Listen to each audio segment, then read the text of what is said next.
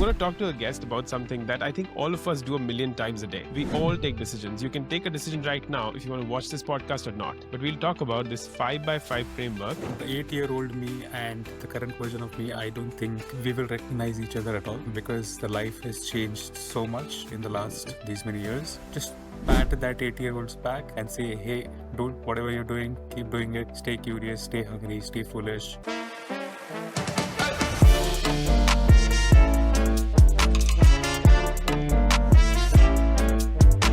Welcome to another episode of the IgnitedNeurons Podcast. Today, I'm going to talk to a guest about something that I think all of us do a million times a day. We all take decisions. You can take a decision right now if you want to watch this podcast or not. I took a decision whether I want a blue light behind me or a red. I took a decision of wearing this black sweater or not. Prathamesh took the decision of coming here or not. And so we all take decisions of different magnitude throughout the day. In our conversation today, which will be slightly different from our usual conversations, but we'll talk about this 5x5 framework that Prathamesh shared with me over a cup of coffee when we met in Melbourne. And we'll go through this and see how it impacts each one of us. How are you going, Prathamesh? I'm doing good. Thank you so much, Utkarsh, for having me here. Super Absolutely. excited. Looking forward to the conversation, my friend. And there's this ritual that we have at the podcast, right? Where the first question will not be about decisions, will not be about astronomy or anything else, but it'll be about that 8-year-old Prathamesh. The 8-year-old Prathamesh growing wherever that Prathamesh was. If that 8-year-old boy were to come and meet you right now, what kind of a conversation will emerge? Honestly speaking, I think I have to start with this. The 8-year-old me and the current version of me, I don't think we will recognize each other at all because the life has changed so much in the last these many years. To be very honest with you, I don't even remember a lot of my life when I was 8-year-old. I remember a few glimpses of it. I remember I was a naughty kid, but I was studious. I was good with academics. I was taking care of my brother. I was involved in theater. I was involved in a lot of curricular activities. So probably one conversation which I would definitely have is just pat that 8-year-old's back and say, hey, dude, whatever you're doing, keep doing it. Stay curious, stay hungry, stay foolish. Do as many things as you can. Don't try to be someone who fits into the crowd. Be whoever you are. But also there will be no regrets, right? And just one advice, live a life of no regrets. This life is a fun thing. It's a beautiful thing. And just enjoy it to the best possible degree you can, right? Probably that's the limit of that conversation going to be because see, in the last whatever 20, 25 years, there have been so many ups and downs. There have been so many changes in directions. There have been so many times where I have crashed my life down to zero and rebuilt it that even I don't know how I got here, to be honest with you. Right. So I'm very sure I won't recognize myself when I was 8-year-old. And these two personalities are very different. Beautiful.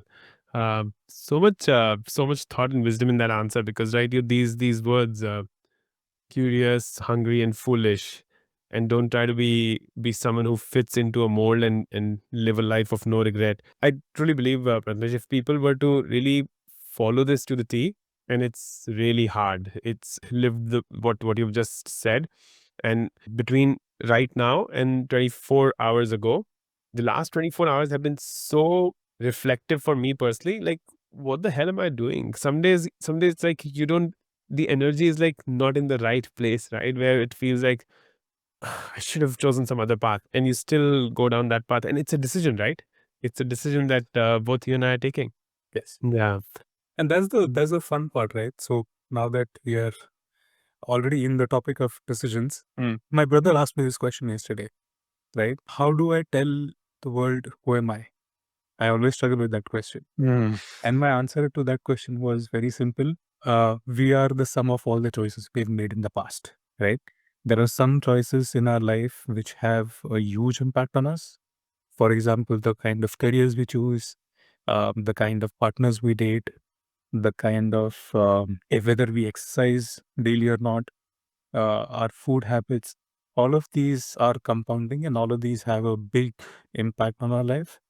Then there are some which are very some which have very negligible impact on our lives, right? For example, the kind of clothes we wear. But essentially, our life is nothing but a summation of the choices we've made in the past.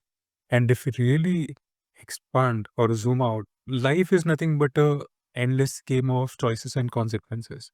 Yeah. From the day we are born to the day we die, it is nothing but certain set of choices being made, the consequences being created, which lead to the next set of choices, which lead to the next set of consequences, and on it goes. Yeah.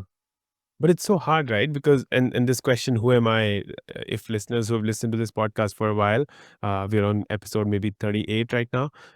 This question is very close to my heart because to be able to define who you are, first honestly to yourself and then to the world, is a superpower.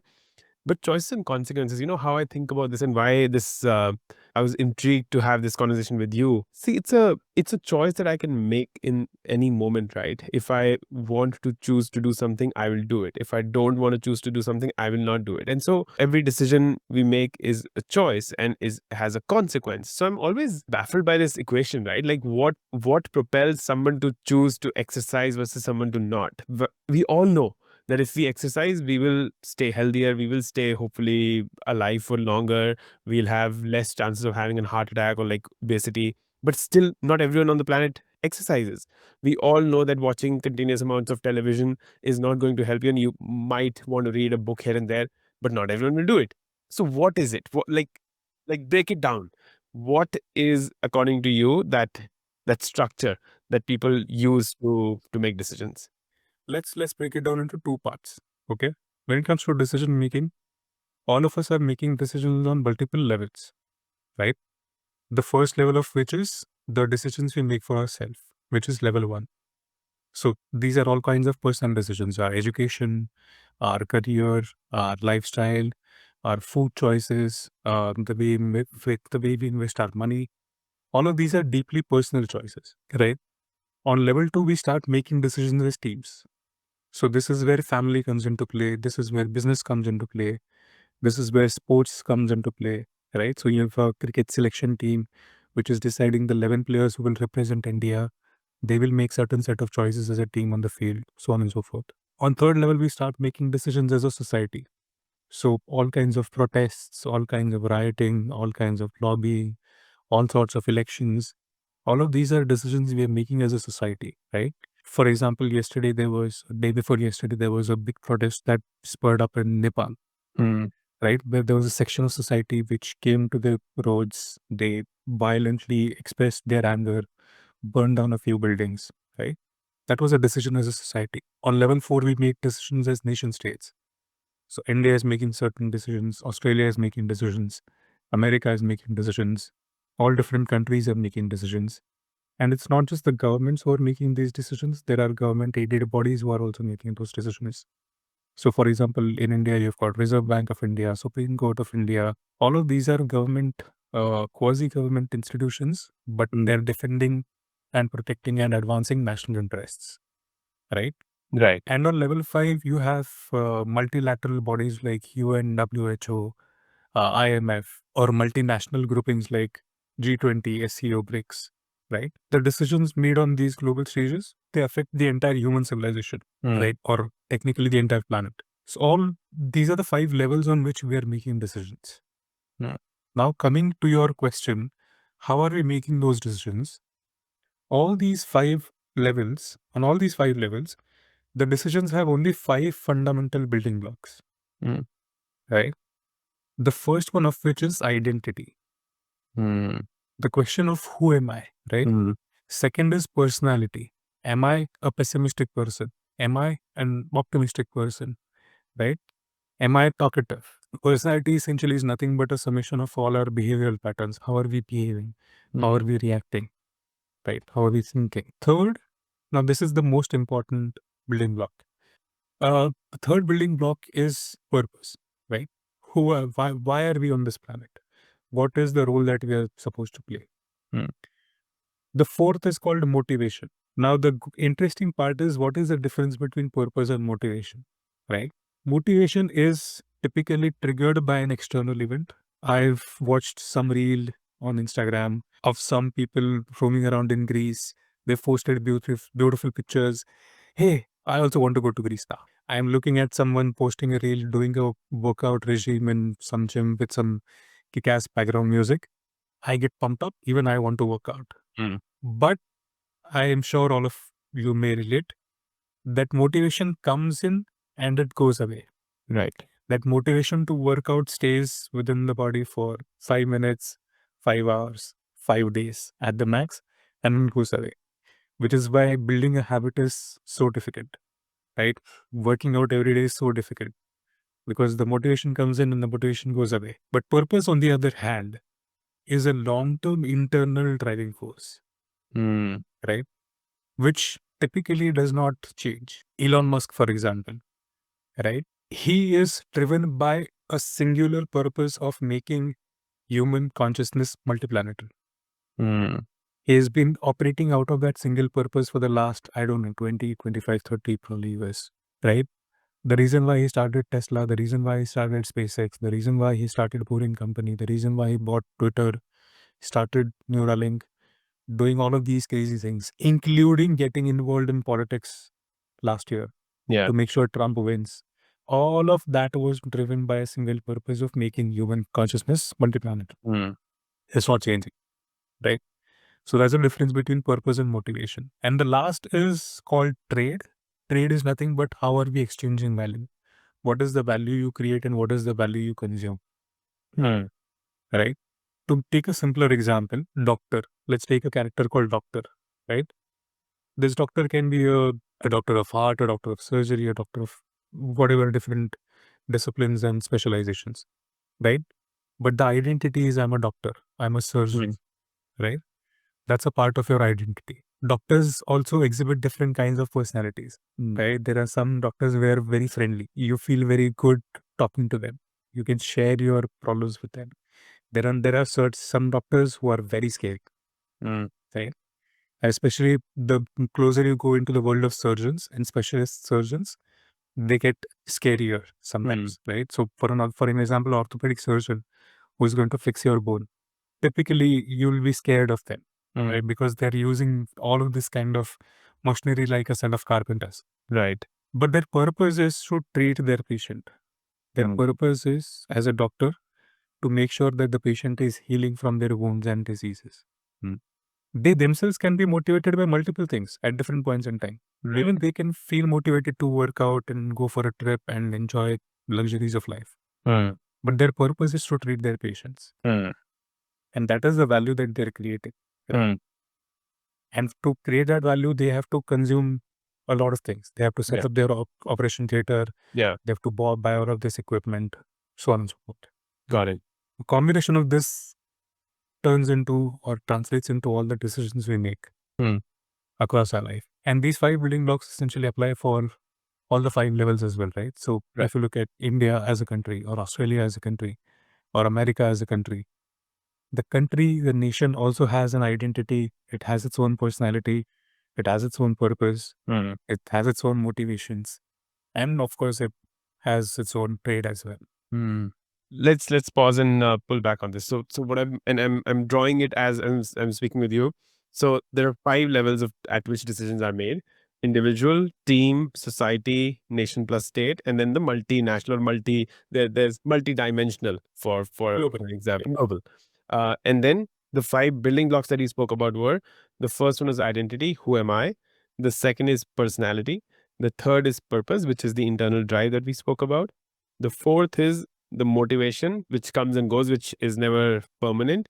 And then the fifth is trade. Let me take my example, Prathamesh. Okay. So let's talk about this podcast, right? Why did Utkarsh start this podcast? So that was a decision that was taken by an individual, because that individual, and challenge me wherever you feel like. I want to use this as an example so that our listeners can put themselves in my shoes and say that they go to a 9 to 5 job. They are thinking of leaving their job and starting a business. They are entrepreneurs, but they feel like they want to get back to a job. They're parents and they feel like they want to do something else with their kids, things like that. So all the decisions that they can start to put themselves in these shoes. So Utkarsh started a podcast because his identity that he understood was that he operates by a certain set of values. I should say I. He sounds very weird. I operate with a set of values, and then I see my identity as someone who can have good conversations, who can deeply listen, and who has the curiosity to learn more from the guest that comes on the podcast. So the podcast became an extension. So I, as an individual, took that decision. Then I took, pause me, and I just want to add a question. yeah, Right. So when you say that Utkarsh feels that he can learn a few things from meeting all of these different bunch of people, Utkarsh is curious. So I just want to unpack a few things here, right? yeah, So you being curious is a part of your personality. correct, With or without the podcast, you are a curious individual. correct, It's a part of your personality. yeah, The ability to extract information, valuable information from people you meet, I would argue it as a part of your trade, ah, got it, got it. Okay, I agree with that. right?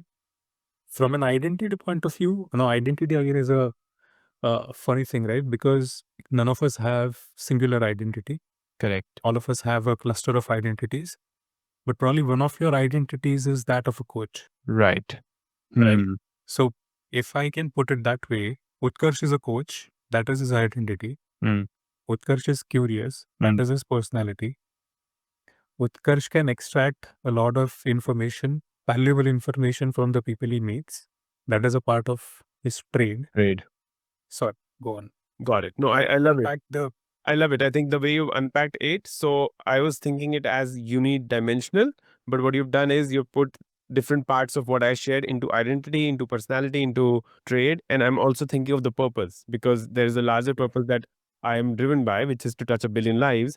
And I feel the podcast is an extension of helping me get to that purpose. So that's very clear. And then we add to that the individual level. So individual made a decision and that works. And then individual went back to the team, which could be his team who helps operationalize all of this. And then we together thought that this is the right thing to do. yes.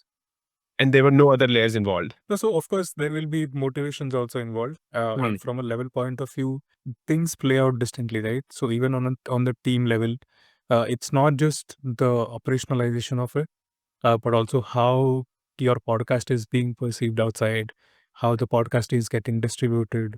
There's so many different layers to it. The kind of conversations you have with people.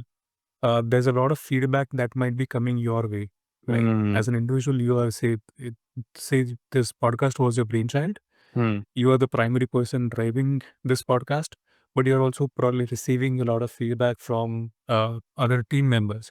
Now, as a team, there are certain decisions that you must be doing for sure, right? In terms Right. of when do you, let's say, the date on which you have to release a podcast, how do you cut, how many reels do you extract from a singular podcast, Yeah. all these kind of operational decisions from a content creator lens, Yeah.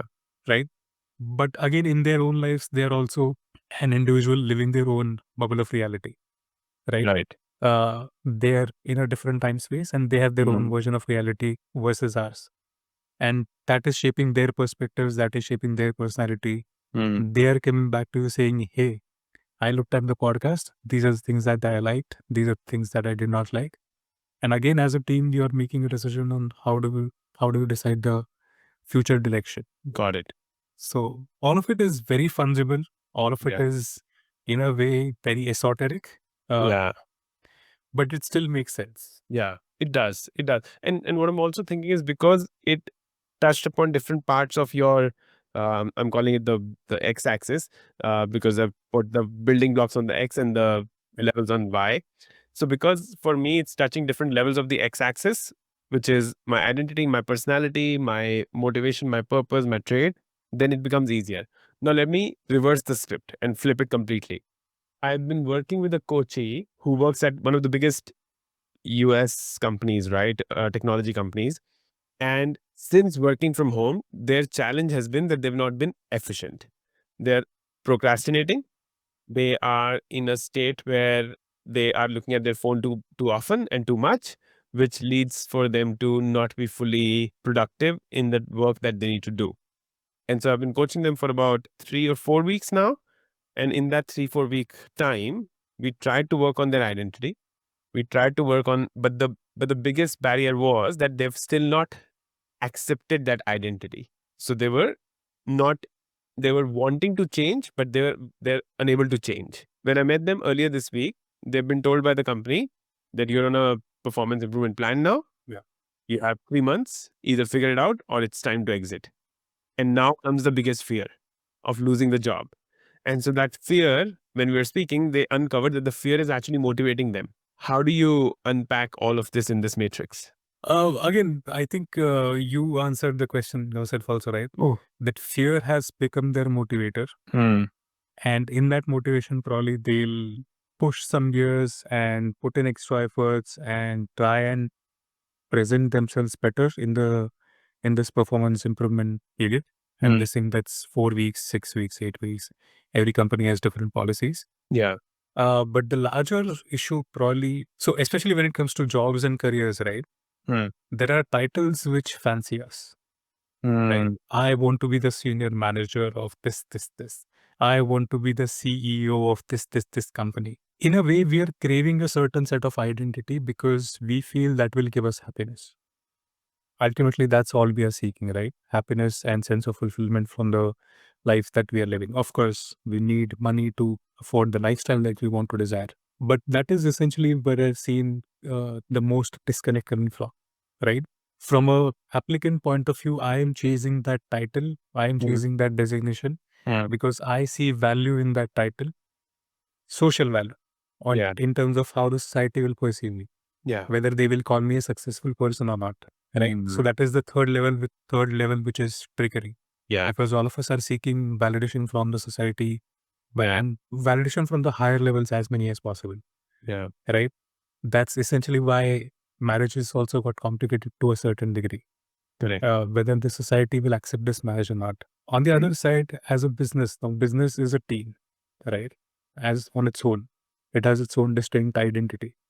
For the business, that particular role, it's not just a fancy title. It's a bunch of responsibilities and duties that will be duly compensated for. Yeah. Yeah. It's So from a business point of view, the trade angle or the trade building block is much more valuable, much more important. The value that you will create for that business is much more important than any designation that you will get. You may be called the janitor of the company, but if you're making sure that the company is earning $1 billion in revenue every year, you will treat it very differently. Yeah. Yeah. Right. So the conflict really is between what are you seeking? Are you seeking identity, or you are seeking trade, which is creating value, or you are seeking alignment and purpose. Because if you as an individual have know your own purpose, and that is balanced and aligned with the company that you're working for, then I'm very sure that this problem will never emerge out. Yeah. Right? Where someone has to put into a performance improvement plan because they're not performing. Got it. It's not possible. Yeah. Yeah.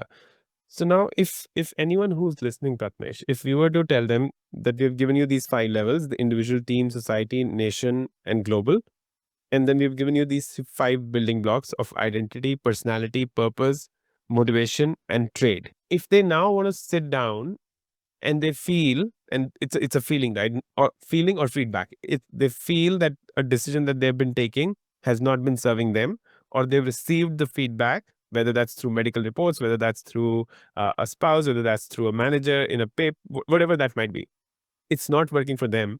What's your one piece of advice? How do they use this matrix to take better decisions? Let's probably zoom out of the framework for a minute for this. So again, we earlier we spoke about this lifelong game of choices and consequences, right? Correct. Every choice you are making has a set of consequences. Yeah. There are two types of consequences, right? One is the consequence we want, our desired consequence, our desired outcome, right?